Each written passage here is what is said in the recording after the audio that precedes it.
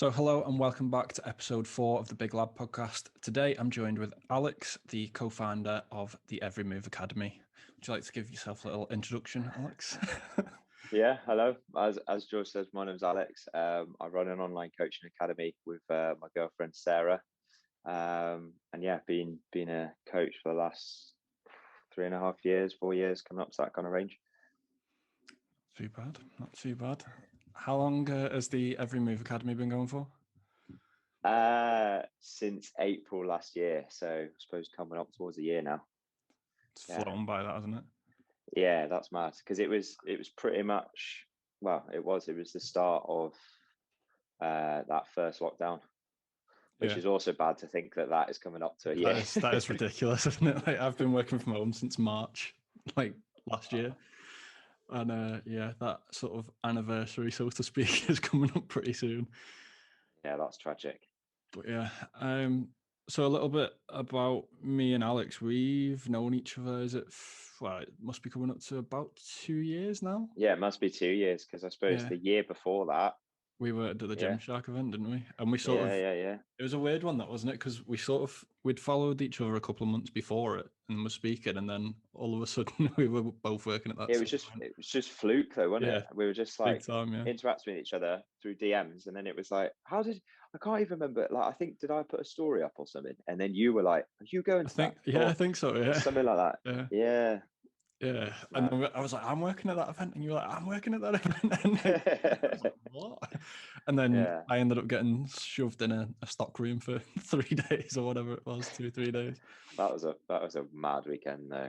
Yeah, it was good. But you got the better job of being up there on the stage with all the athletes and everything, and I was stuck in a stock room. Being the athlete's bitch. Yeah, well, yeah, it's better than sitting in a dusty stock room in somewhere else in Manchester. So we're going to start off with the quick fire questions as usual. Alex doesn't know any of these questions, so they're all going to be very authentic answers. Don't worry, there's nothing too scary on there, hopefully. So the first one will go nice and easily. So what is your favorite flavor of protein? Lemon meringue. Is that one of the bulk powders ones? I think I've had a sample of one of them from like an expo or something, and they are quite good actually. Like really, I'm like, one of my favorite puddings though is lemon meringue pie. Yeah, you can't beat that. Yeah, lemon meringue, it just ticks all the boxes. Close second is salted caramel. Not big on salted caramel. I don't know what it is. I just can't take to them. What's your favorite? I'm quite big on all of the clear wheys that My Protein have recently been doing, and the one that I've currently got actually. Like the ones that are like water. Yeah, it's like cordial basically. So it's like, like a Robinson's cordial. It's like one of them. Like this is one of them now. So that's dragon fruit flavor, I think it is. It's quite good. They're coming out with some mad flavors, and I've tried. I'm not gonna lie, I think every single one of them so far. But yeah, so the second one might be a tough one for you. So if you couldn't support Man United, who would you support? Aberdeen. Why Aberdeen? That's such a random. So basically, the reason I support United is because like I've got like a bit. Don't tell me you're a Glory hunter. No, so my dad was born in Sale. Right. So like my dad's side of the family has kind of spent a lot of time Manchester way. Right. So my dad used to go to obviously like Old Trafford when he was younger, and then that's how it kind of started. And I didn't really have an option. Like the first piece of kit I ever wore as a kid was like a United jumpsuit. Forced upon. So it was destined. But my dad also is like got a lot of Scottish in him, and then my mum's like fully Scottish. My mum was born in Aberdeen, and my dad went to university in Aberdeen. That's how my mum and dad met. So kind of like my second-ish, not really. Like I wouldn't even know what their score was last weekend. But like, if I probably wasn't supporting United, I think I'd probably, I don't know, because I suppose I'd probably support an English team. But that was just the first thing that popped into my head. What about an English team then? Which English team would it be?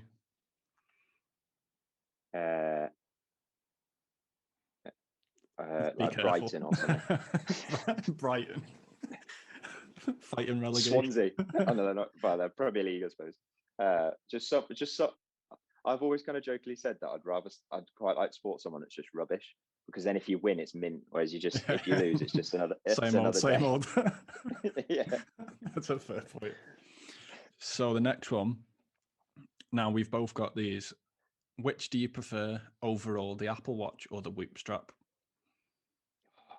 I'm actually going to say the Apple Watch. Yeah. Why? Because I think for what I kind of, it's so difficult. There's so big pros and cons to both. Like the Whoop is great for like sleep performance, recovery, knowing when to push it and things like that. But I love Apple Watch for the fact it's a smartwatch. Yeah. Like just stupid stuff like using a stopwatch, telling the time. Step counts is massive, like knowing that. Yeah, I can't believe we don't have that one, to be fair. It's a weird one. And I typed into Google like when I thought like, oh, it must be somewhere that I haven't found it on the app. Yeah. And they said something like they don't want people to focus on steps, they just want it to be included in like their day strain and overall movement, which I can understand, but then also it's good to know. So yeah, I'm going to probably say an Apple Watch. I'd probably join you on that. I've had mine for about, I think it's a week now. I'm going to be doing a video on YouTube soon comparing the two. I think I saw your one the other week, actually. Yeah. And that was just before I bought mine, actually. And I was like, I'm going to try it out. They are like, I was surprised, in fairness, about the comparison of them on like a workout and sleep, because I always kind of thought it was going to be crazy, but my sleep was similar, but the workout and stuff is crazy different. Yeah, well, I like that first time I worked out with mine, I was messaging you. I was like, well, what is going on? Like, to be fair, it has balanced out a little bit more now. Like, it gets to know you for like a week or so, doesn't it? Yeah. But there's still quite a difference between my Apple Watch and the Whoop strap. Yeah, it's almost like Apple Watch is like over. Oh yeah, it's so far over. Whoop is just massively under. Yeah. You just need something that's in between. Well, when I look at my calorie burn during the day, I think my Apple Watch says it's something stupid like 3,500, and I've been sat at my desk all day, and then I've done a workout in the evening, and I'm like, that's not right. But then my Whoop seems to be a little bit closer. It seems to be sort of between 2,500, 3,000. Yeah. We could go into this like as a whole new topic, but like, I think the Apple Watch tips at just basically one because it's got a screen as well. Yeah, I think they're just. It's a bit sort of, that's it, isn't it? You look like you've got a tag, like a police tag. And I think if I'm honest as well with choosing the two, it's like I've got to wear two bands to serve a different purpose. And I'm like, if I only was able to wear one, I would always choose the Apple, because there's too many things on the Whoop that doesn't offer what the Apple does. Whereas at the end of the day, you can get an app for sleep, you can get it's got a workout app, it's got everything that the Whoop kind of can do, but just not as much data feedback. But I'm umming and ahhing about cancelling my Whoop. So I am. Just because I'm just going to go back to Apple.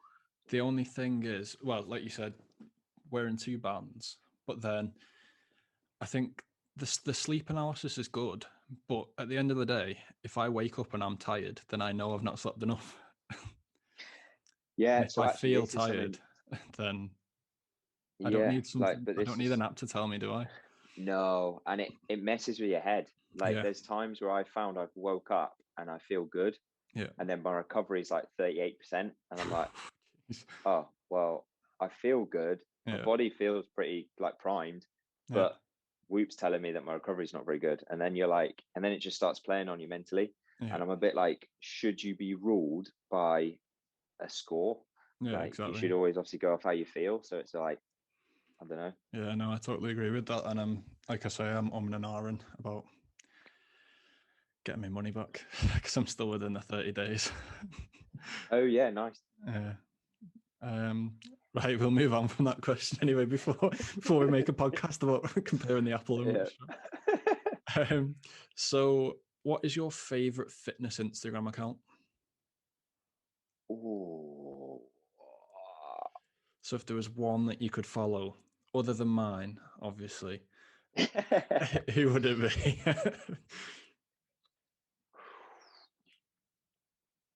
Probably Ollie Marchon.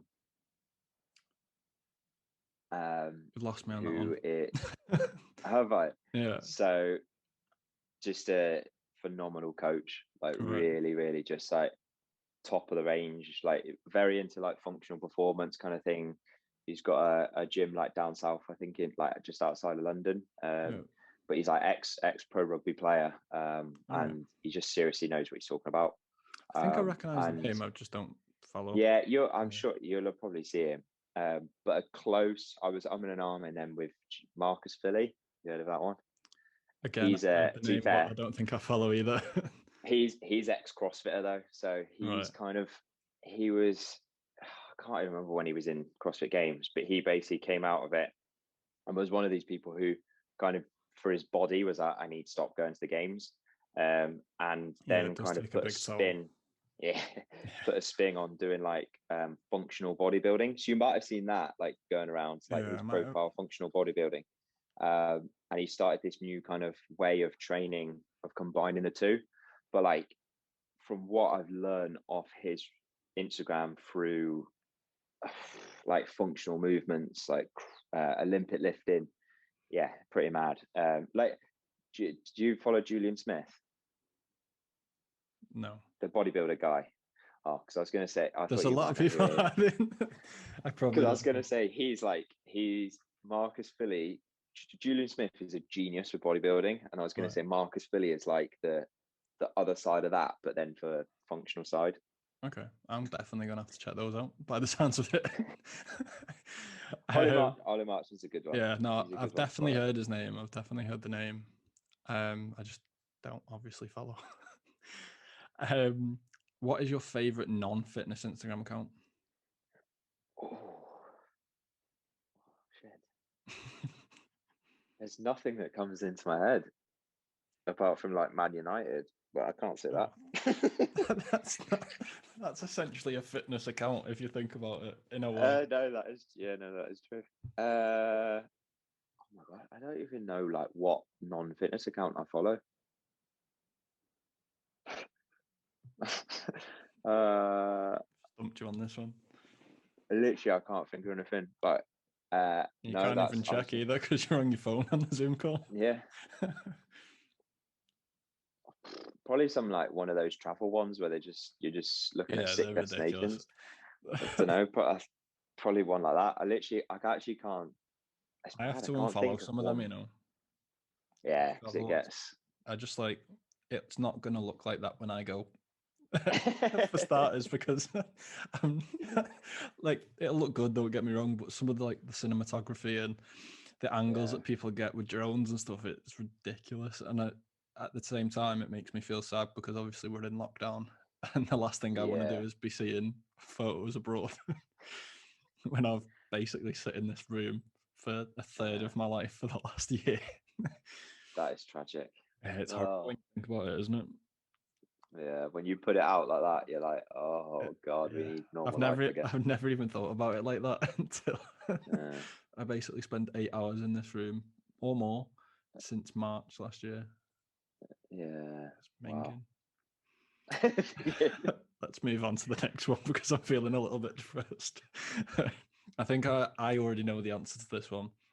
If you could choose one for the rest of your life, CrossFit or weightlifting / bodybuilding? Yeah, CrossFit. Yeah, I knew that was coming. that was a given one. Yeah, that was probably easier than your favorite flavor of protein. Yeah, it was. Like that's it. I've come through bodybuilding. It's where I started, but to me, there's just I just love everything around CrossFit and the way of functional training. Yeah, no, I'd probably even though I don't do as much now. I don't even know why I don't do as much now. I've just got into a sort of bodybuilding split recently. Yeah, I used to do quite a lot of circuits when I was in the gym, and there's probably no reason why I don't do them at home. But I'd probably agree on the sort of CrossFit circuit side of things over sort of weightlifting and bodybuilding long term.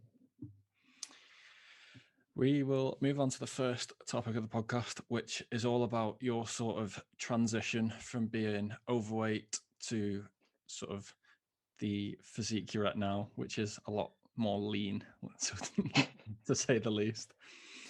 So what I wanted to start with was, what was the point you sort of realized that you wanted to change, and what age were you? So it was first year of uni. I was sat there once in the library and I sneezed and my belt buckle snapped and I went, no, it didn't. I promise. And that's why when you were saying that question, I just started laughing to myself, because it's obviously it's the trigger that's just always in my head, of just like that moment that I just went, and everyone was just pissing themselves, like laughing at me, like all my uni mates, and I was just like laughing but also crying inside, like, you need to start shifting some weight, pal. So first year of uni, so 18? Yeah, 18, 19? I failed a year at school, so I was 19. 19. So yeah, pretty much. So that was 6 years ago, is it? 5 years ago? No, 7. 7 years ago? Bloody hell. Yeah. We are old. This is becoming a depressing podcast a little bit, isn't it? Yeah, it is. So at the age of 19, why did you want to change? Was it just basically because of that moment, or was it other things? Did you actually want to get into, like, yeah, there was like I was always a skinny kid at school. Like, I was always just naturally I'm just a lot smaller of a guy. Yeah. Then when I went to uni, like, I'd always just eaten. I hadn't really cared what I ate. And then when I went to uni, that just carried on. But I was then just completely off my own bat. Yeah. And my way of not putting on body fat just suddenly got ahead of me. Too many beers, too many cheesy chips. Like, I just then put weight on, but I just was fat, but I was still skinny underneath. So I think that turning point was like, you need to lose some body fat. You need to, and I just wanted to look better. I wanted to impress more people, and not just be known as, like, well, at that point in time, the beer monster. And the cheesy chips monster. That's why I said it. That's what my mate used to call me. Any other monsters? No. So how heavy were you then at that point? Oh, I don't know. I've been heavier though. That's the thing. But right. I think I'm definitely been heavier. I haven't got a clue off the top of my head. I think, like, I want to only say I've got like 13 stone in my head. Right. I don't know. I don't think I even weighed myself at that point. Makes me feel heavy. Anyway. Nice one for that, Alex. You're sat there saying, I want to change at 13 stone. I'm sat here. I don't know. I'm not sure. So at that point, were you involved in any sport, or were you going to the gym, or did you have any previous sort of gym experience in general? Or was it complete newbie? I started going to gym like a year before that, just kind of pissing about, nothing serious, just kind of doing a set on each machine, running around the gym thinking, what's that guy done? I'll go do that. What's that guy doing? I'll go do that. There's actually an embarrassing story once. So I saw a guy benching, who was actually in the year below me at school, and I saw him doing it and I was like, yeah, that looks good. I might try that. So wandered over to the bench, loaded on the weight that he had on, which I think in hindsight was still 40 kg, which obviously it wasn't too much. And I went to press it and the bar just didn't move. So I had to kind of like wiggle it onto the racks, and then I just ran back to the treadmill. And then that was that. So scarred for life. That didn't help that didn't help my confidence in the free weights. And then when I went to uni, I was still like kind of messing about. I was playing football like once a week. Like, there was no training or anything. It was a very like campus based football, so it was just kind of your own team, you rock up and play. So yeah, I wasn't doing much around it. And it was like the gym session was, oh, I'm going out tonight, let's go get a quick pump. It wasn't a it wasn't anything special. Yeah, it wasn't a proper like actual periodized program. It was like, right, let's go do some lateral raises quick. Some bicep curls. Yeah. So when was it that you sort of got into a decent routine, and how, basically? Probably third year. So you're talking 21, 22. Is it? Yeah, sorry. Yeah. I was thinking years then. I was like, wait, we're in 20. I was really confused then. Yeah. So yeah, probably around like 21. And that was like, my mate, Matthew Chandler Fitness. Yeah. Me and him have been like, well, best mates since first year. We've both kind of gone through that fat phase and then kind of shedded it all off. But yeah, third year I think we definitely helped each other. Chan already had quite a decent, like he'd been going to the gym for a while, so he definitely showed me the ropes. But we were doing less going out every single night, which was helping us to train not feeling hungover. And just feel a bit more like driven to train. And we were just starting to eat better. Like we were getting things off like muscle, like just hampers between us off muscle food that was like supplying us.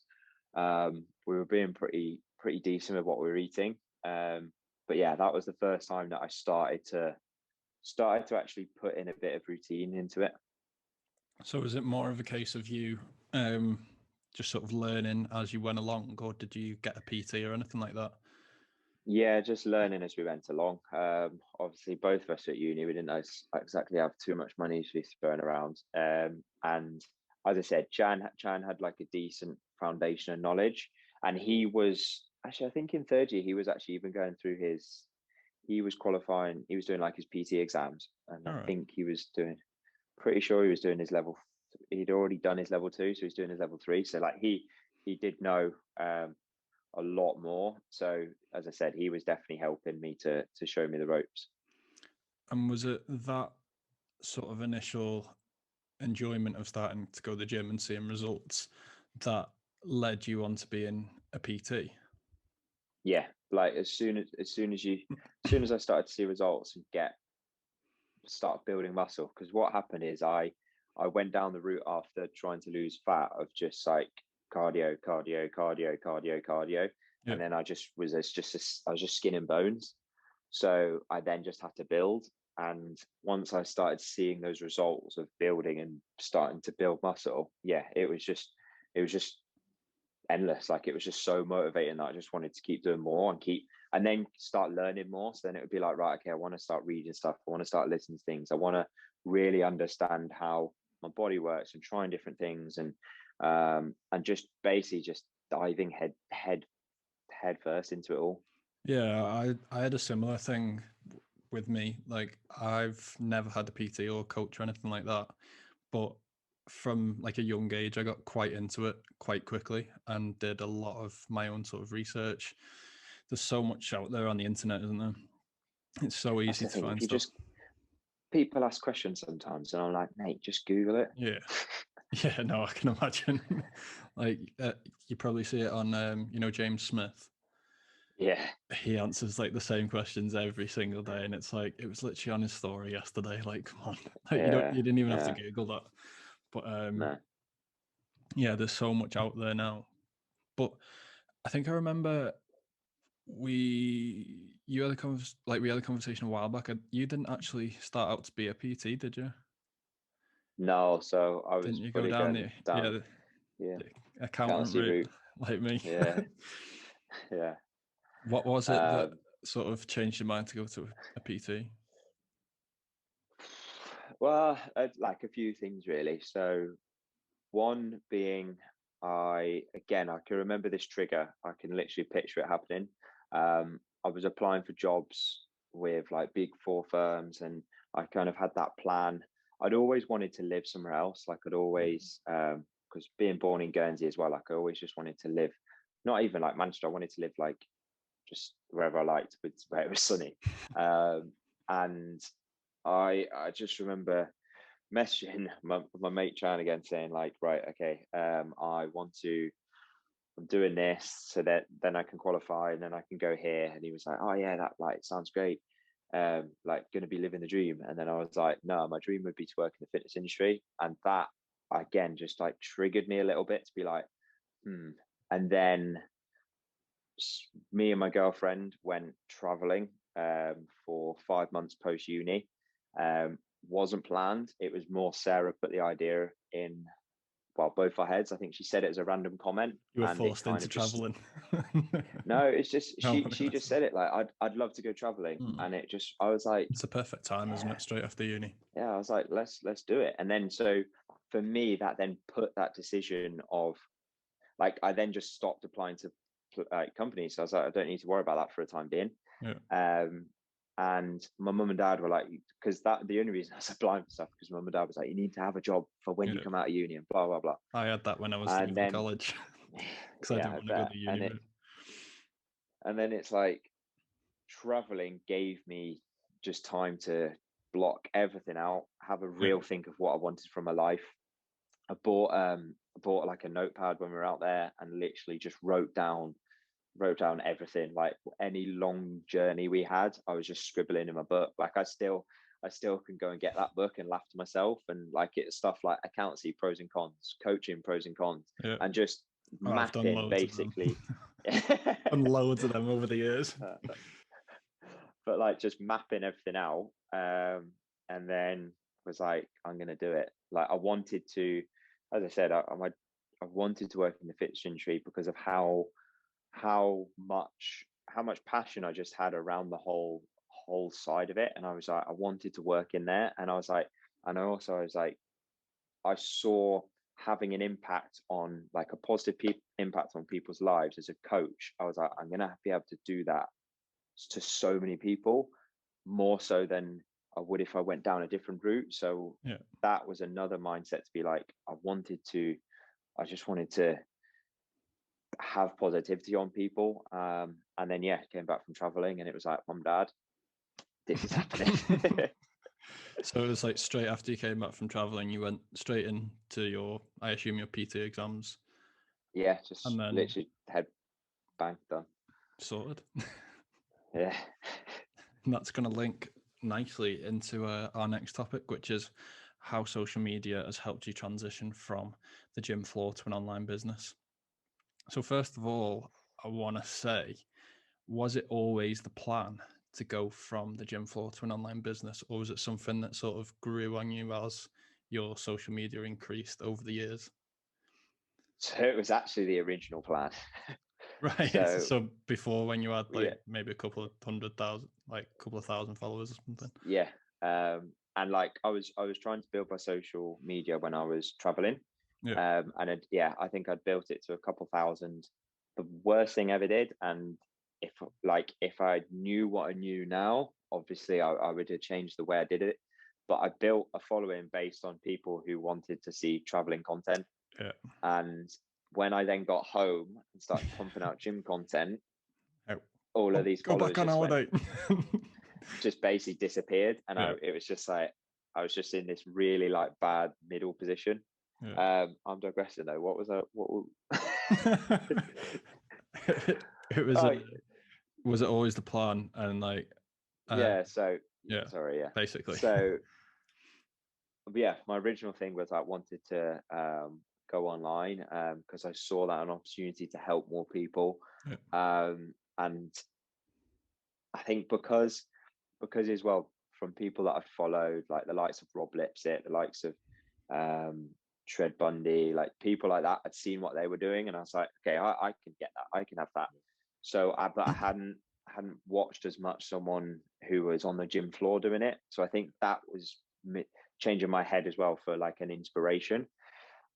And in fairness, it was Mum and Dad was like, you're not gonna get any clients online. And I was like, watch me, yeah, well.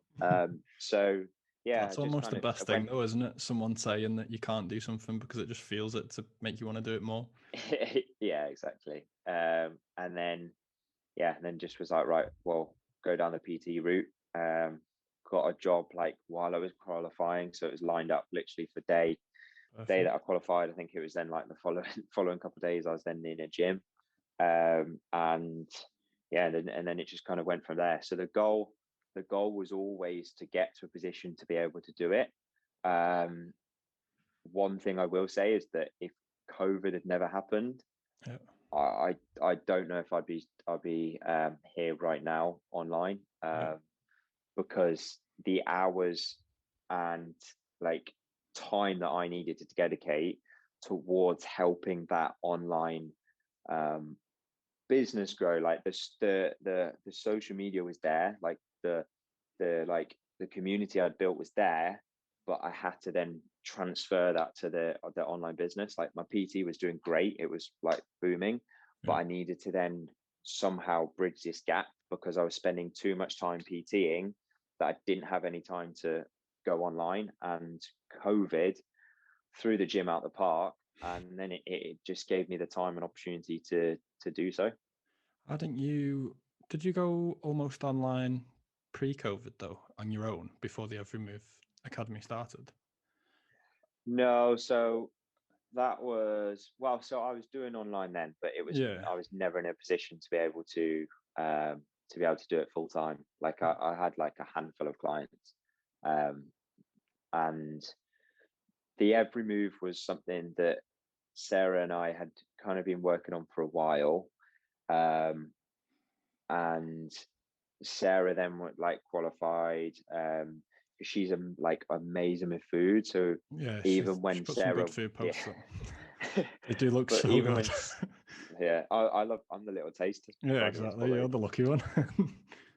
but before she was even qualified, and like even well before she was even like thinking about it, I was like wanted her to be on the food side and providing everything like that, because it was something that I wasn't good at.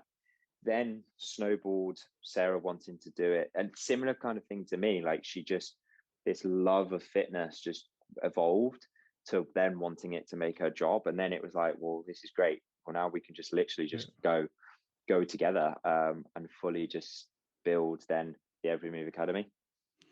Brilliant. It has done really well as well, so it's like you say, it's going all right. But do you think if you didn't get as big as following as you did, that you would have sort of done it when you did? Even if, say, COVID had happened at the same time, say if you had less followers, would you have committed as much as you have? Or was it the fact that you had that following there, that it was a sort of a point where you went, right, let's do it? Bit of both. I think I would have still done it to see what happened. Like the amount of followers wouldn't have stopped me.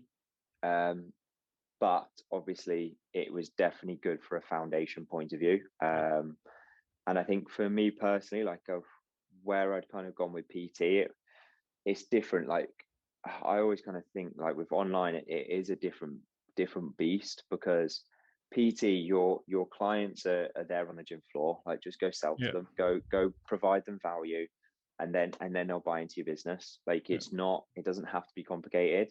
Whereas online, all of a sudden you're competing against everybody else in the world, and you're trying to build communities and value through like messages.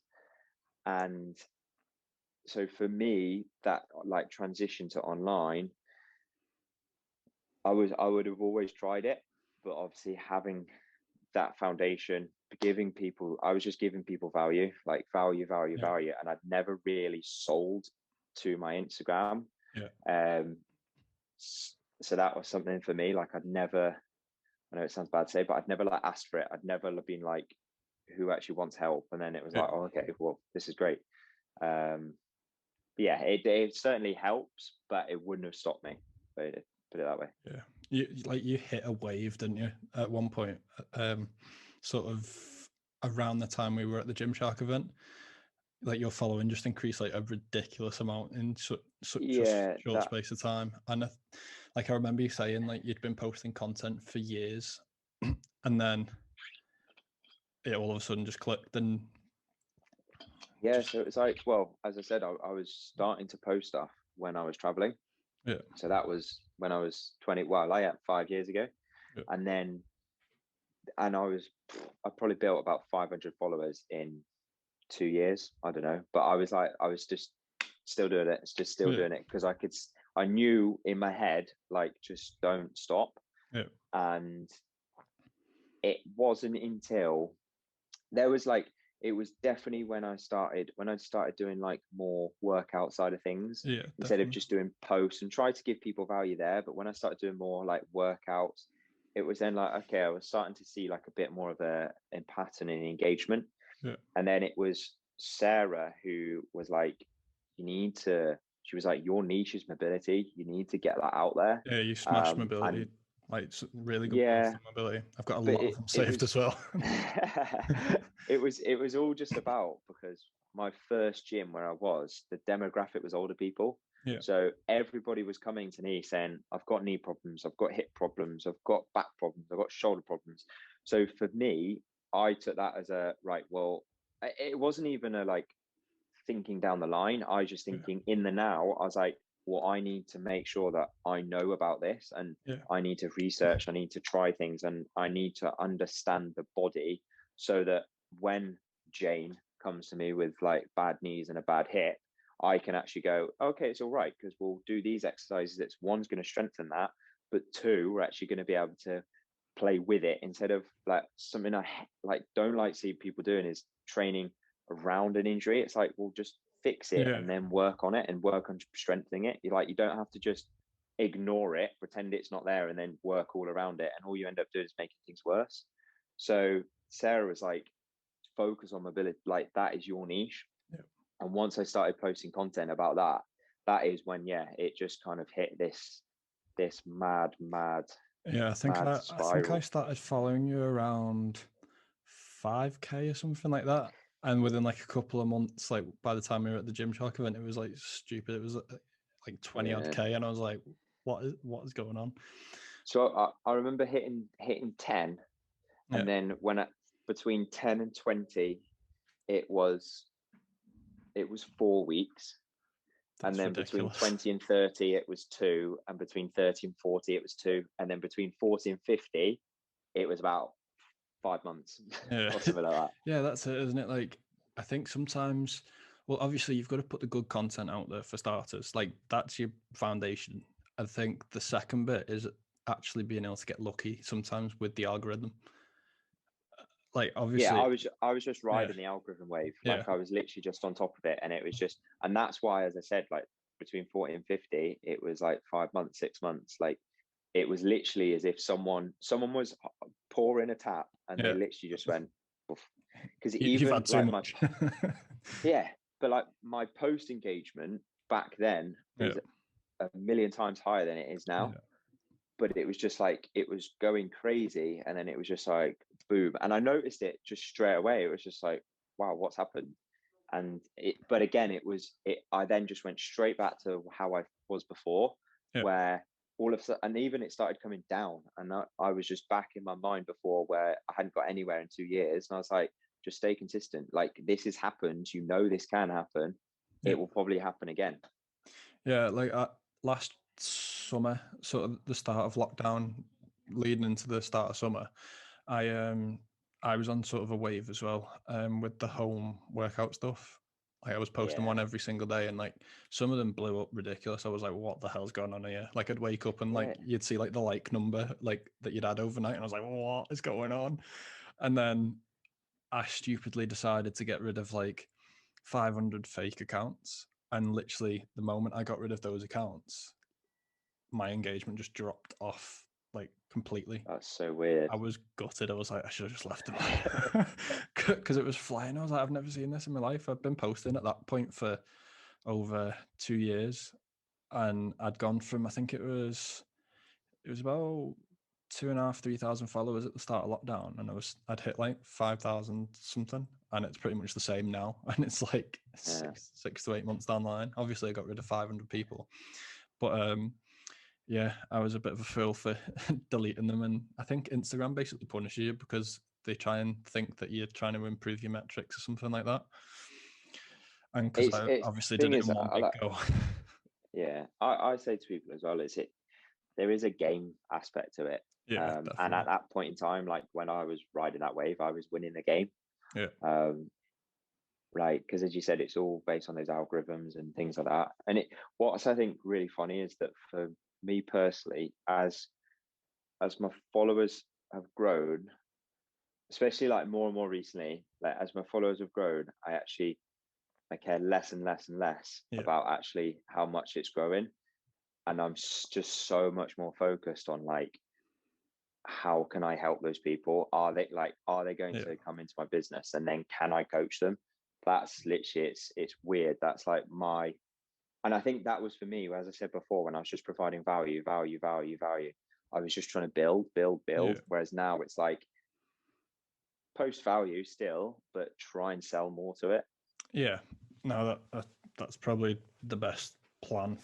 Like obviously when you've got an online business, like at the moment, I'm just trying to provide value as much as I can. Like I hate just posting like a photo with a stupid caption. Like every now and again, like I'll do it to say, I don't know, if I've been out for a day out or something, I'll post that.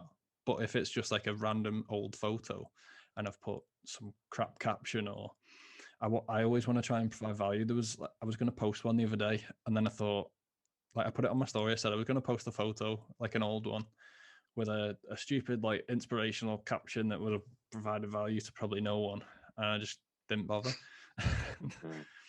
I think that's another thing. Like for me, I've stopped doing is like kind of the same thing. Is I used to post just so that I posted that day, because I was always like, have to post every day, and I was like, there was at one point I think I was on like a 2.5 year streak.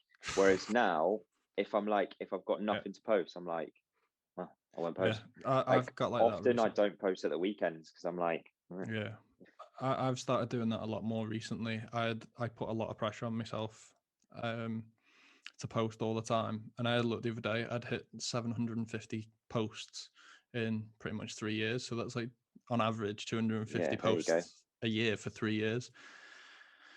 Like even the first year, I don't even think I was posting quite regularly. So it's more in the last year or two, basically, all those posts have came in, and the amount of pressure I put on myself to try and like get content ready, editing, I just don't need it. Like if it's not ready at the time, then it's not going up. And I've realized that more recently as well, with even just starting this podcast.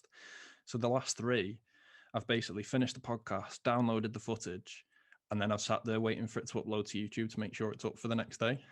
And I've just said to myself, I'm not doing that anymore. Like it can wait a week. Like I'm giving myself a week to get it uploaded, and it's going live a week after, because I'm not getting to sleep until like 1 a.m.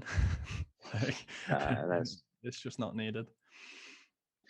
It's even like I've even started like reposting old content. I need like to get in the I'm habit doing of it doing more that. and more. But it's like I was starting to do it, and I was like, oh, should I do it? And then I saw I've like James Smith. I've seen him talk about it before. Yeah, I've seen him talk about it recently, actually.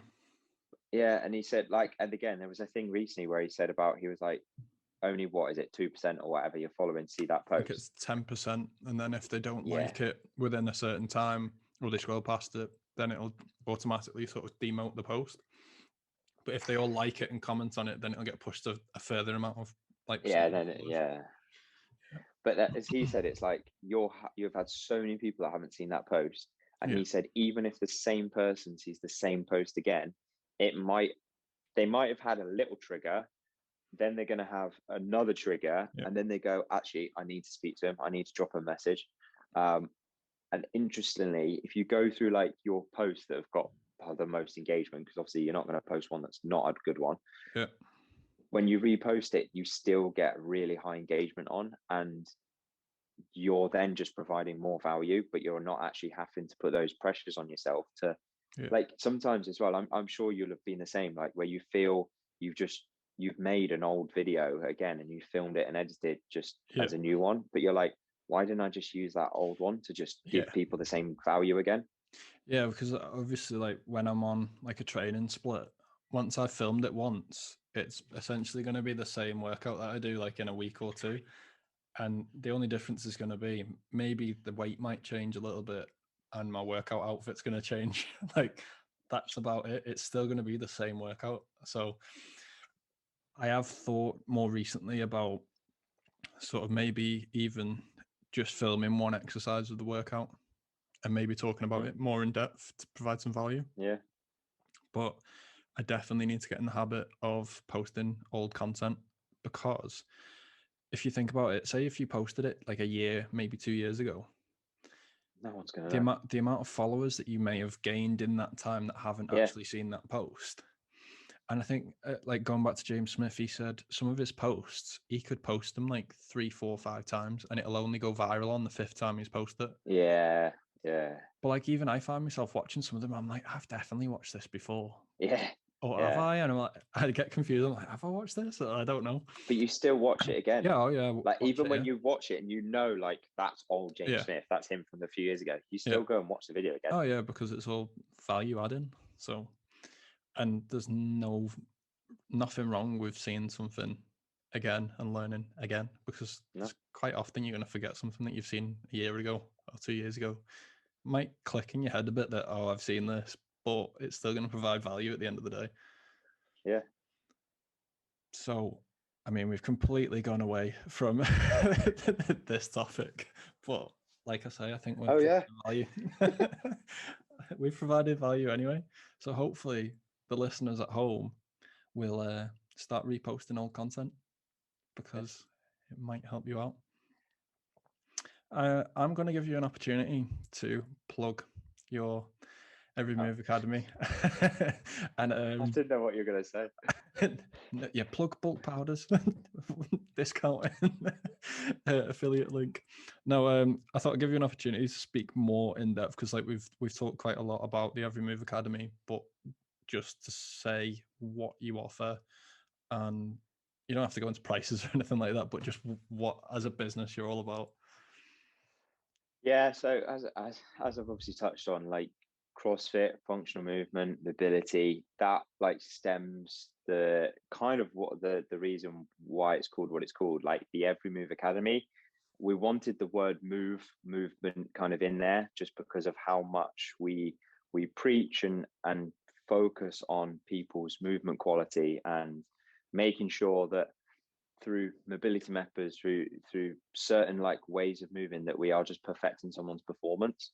And then what we like to say is it's with your every move. Again, it's like a little bit of a tagline on what the business and what we're trying to do with the academy. At the end of the day, it's an education platform. Like, we're not going to give people just throw, and then people kind of, if someone say comes out of the academy, they're not going to come out of the academy and be like, what the hell has just happened, and not have a clue how to adopt things themselves. Like, in my eyes, I don't want suddenly people all just like leaving, but if people did, I would want the confidence to know, and I'd be happy that they could then do things themselves and still make progress. And yeah, so it's a online academy where like we've got set, like Sarah basically coaches the females, I then coach the males, and we just bring everyone together in our academy. And we've been going now I suppose close up to a year.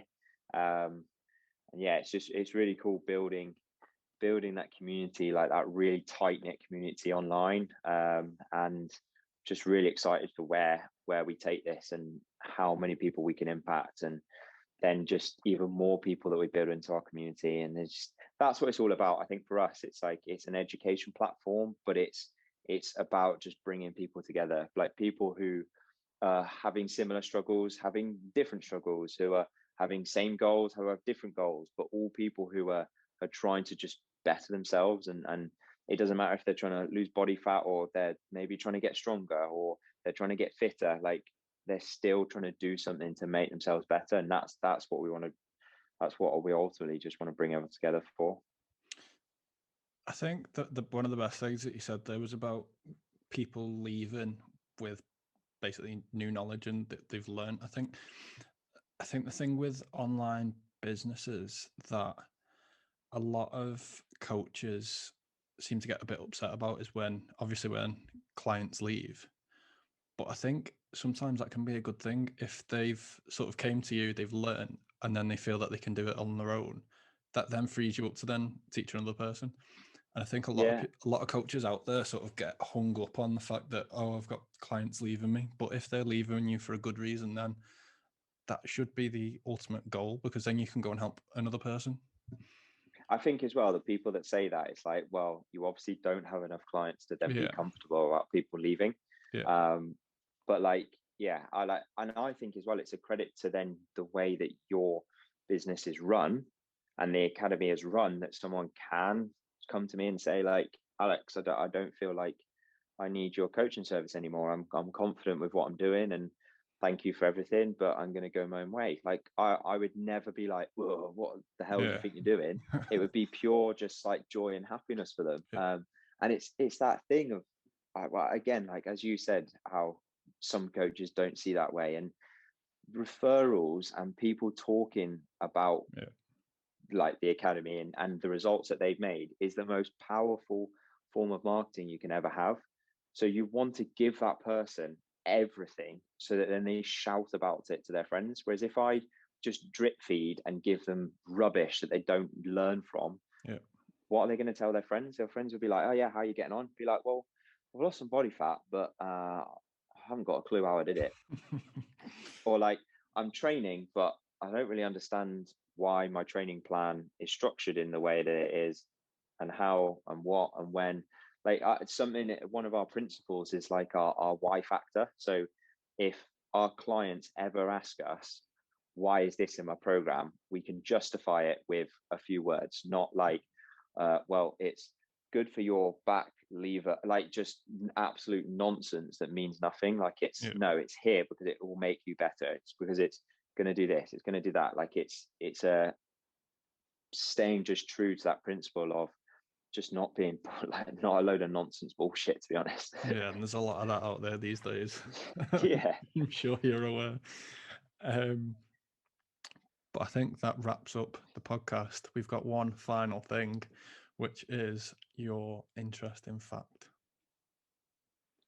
What's that? Do you not see my message? No. You were meant to come with an interesting fact to finish up the podcast. Do you know where dogs' sweat glands are? In the nose. I've forgotten. I can't remember. It's either their toes. I can't remember now. I thought it was the nose because that's where they have a wet nose. I'll Google it. I'll Google it. Try come up with another one in case it's wrong. I swear it's their feet. It's a weird one. Where are dogs' sweat glands?